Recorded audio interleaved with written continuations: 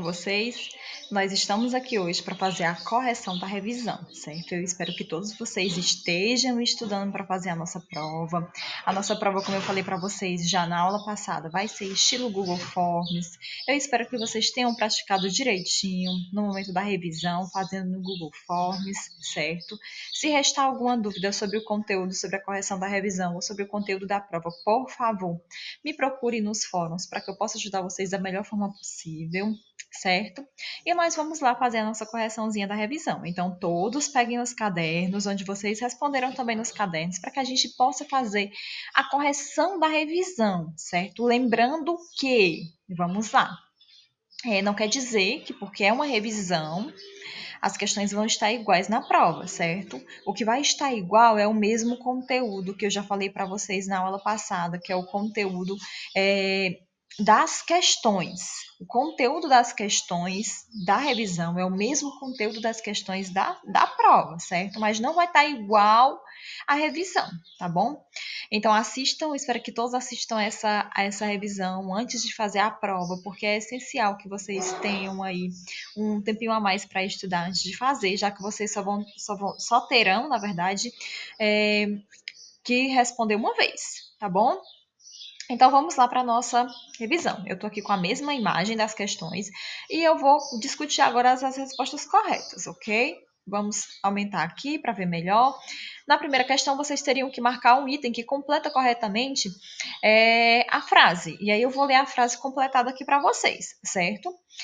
A urbanização promove alterações no ciclo hidrológico por reduzir a infiltração no solo. O volume da água que deixa de infiltrar permanece na superfície, aumentando o escoamento superficial. As vazões máximas aumentam com a redução da infiltração. Diminui o nível do lençol freático, certo? Então, o item que vai corrigir, que vai completar corretamente a nossa frase é o item A, mais uma vez, certo? Vale lembrar que nós temos um ciclo hidrológico e que para que esse ciclo hidrológico ele seja completo, todas as fases precisam ser concluídas. E quando chove devido ao asfalto, essa água não infiltra no solo e, consequentemente, vai diminuir o nível do lençol freático e também vai diminuir o nível de precipitação nessa região, já que a água evaporada ela será menor. E a consequência disso é que, com repetidas vezes isso acontecendo, nós podemos chegar a uma escassez hídrica. O que é uma escassez hídrica? Vai faltar água, certo? Vamos para a nossa segunda questão. Vocês precisavam completar, certo? Marcar, na verdade, o item do local onde nós encontramos as maiores reservas de água no planeta. Gente, 97,3% da água do nosso planeta é água salgada. E essa água, ela se encontra nos mares e oceanos.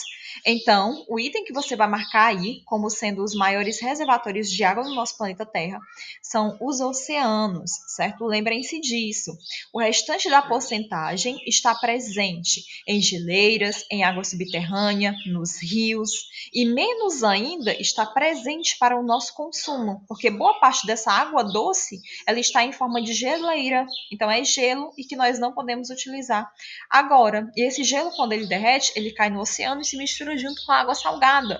Mas as geleiras, elas são importantes reguladores térmicos para o nosso planeta, tá bom?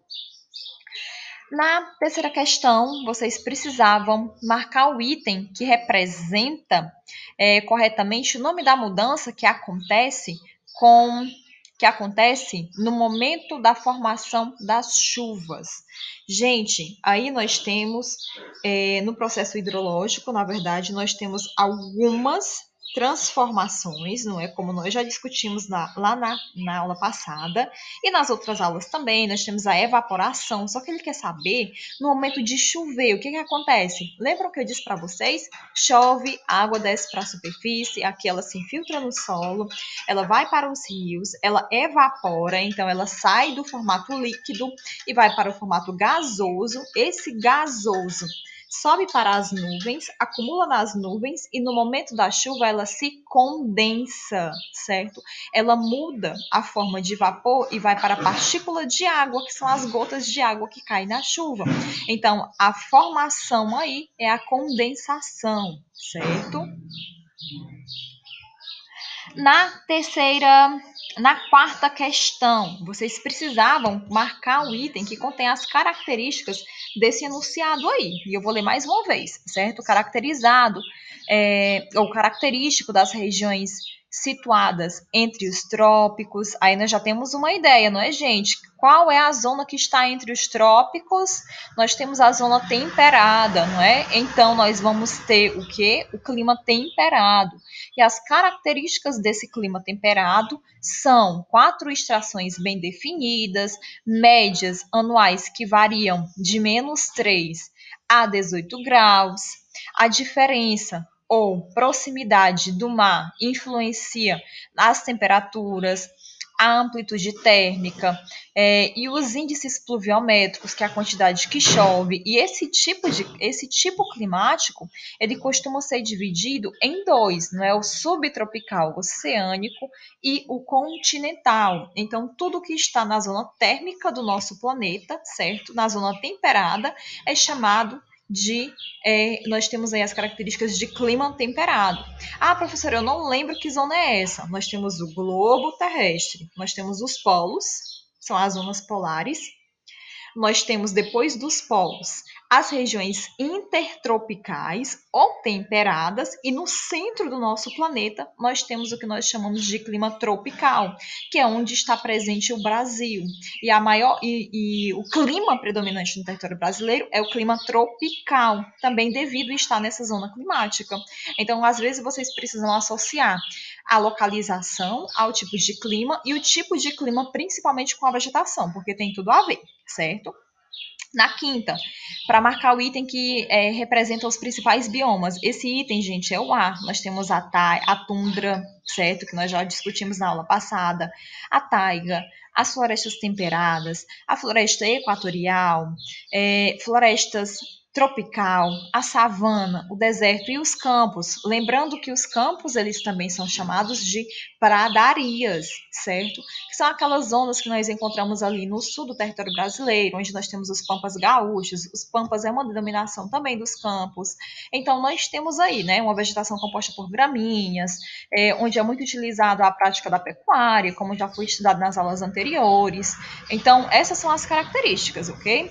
Na sexta questão, nós temos um clima que é presente no sudeste e no nordeste, certo? Lembrando que nós estamos falando do território brasileiro, e aí já facilita muito as coisas, não é, gente? Porque nós temos um clima predominante no território brasileiro, que é esse clima é o semiárido, onde nós encontramos a escassez das chuvas, na verdade, as faltas de chuva, nós encontramos um clima árido, nós encontramos uma vegetação adaptada a esse clima seco, não é?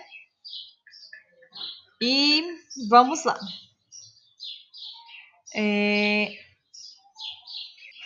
As características climáticas. As chuvas, elas apresentam-se concentradas em poucos meses do ano, ou seja, no nosso período que a gente conhece como inverno, não é isso?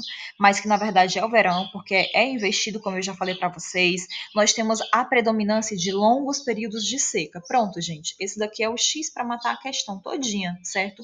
O Nordeste brasileiro é a única região do Brasil, certo? Onde nós encontramos esse longo período de seca, esse longo período de estiagem. As outras regiões pode haver uma diminuição do nível de precipitação, a diminuição das chuvas, mas onde nós encontramos pouca chuva e um longo período seco é no Nordeste brasileiro. E o clima do Nordeste brasileiro, como vocês sabem, certo? É o clima semiárido. Então, o item dessa questão aí é ao semiárido nordestino. Na nossa sétima questão, nós temos outra questão associada ao clima, certo? O Brasil apresenta a maior parte das suas terras na zona intertropical, é aquela que corresponde ao clima tropical, aquela que vem depois do temperado, como eu acabei de falar para vocês agora há pouco, certo? O que resulta em climas que não apresentam as 4 estações bem definidas. foge a essa condição apenas o clima, nós temos que marcar o clima, que ele tem mais de 2 estações bem definidas. O clima equatorial, como eu falei para vocês na aula passada, nós temos 2 estações bem definidas. Um período intenso de muitas chuvas e um período com menos chuvas, certo? Seria um inverno e um verão. Mas no período do verão ainda continua chovendo, só que com menos regularidade.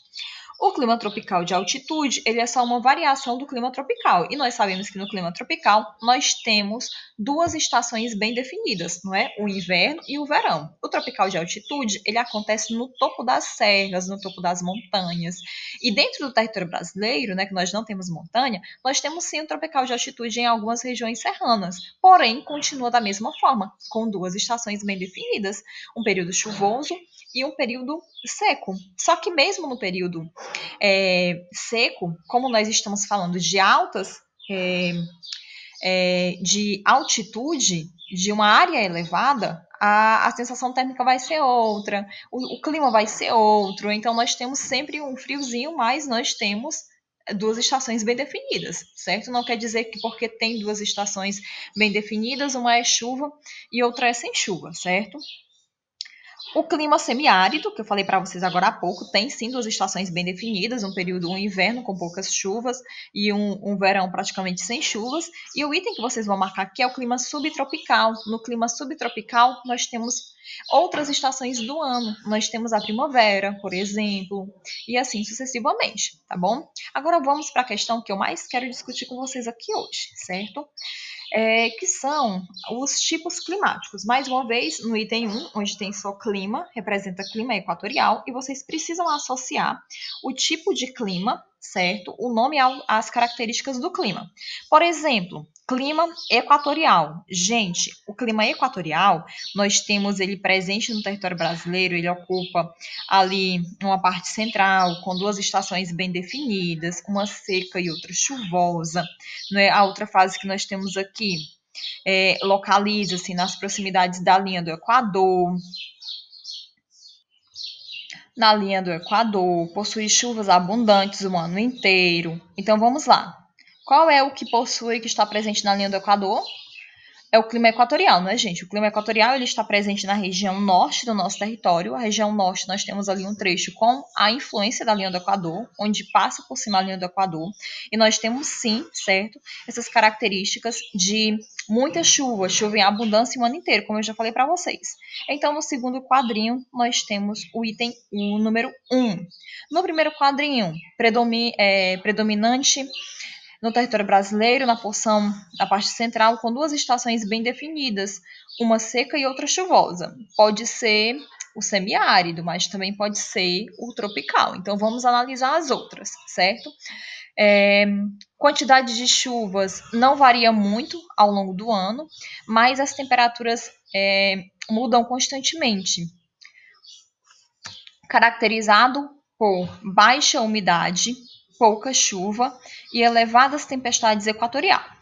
O 1, gente, o predomínio no território brasileiro, com as 2 estações bem definidas, uma seca e outra chuvosa, é o semiárido. Então, nós já temos os números 4 e 1, certo?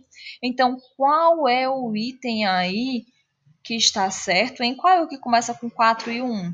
O item E, não é, gente? Então, nós sabemos que o item E ele está correto, mas nós vamos terminar de responder as outras aqui.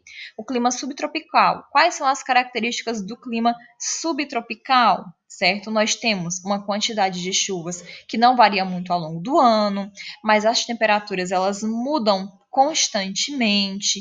E, por último, nós temos o 2, certo? O 2 é o clima tropical, caracterizado por baixa umidade, pouca chuva e temperaturas elevadas e equatorial, certo?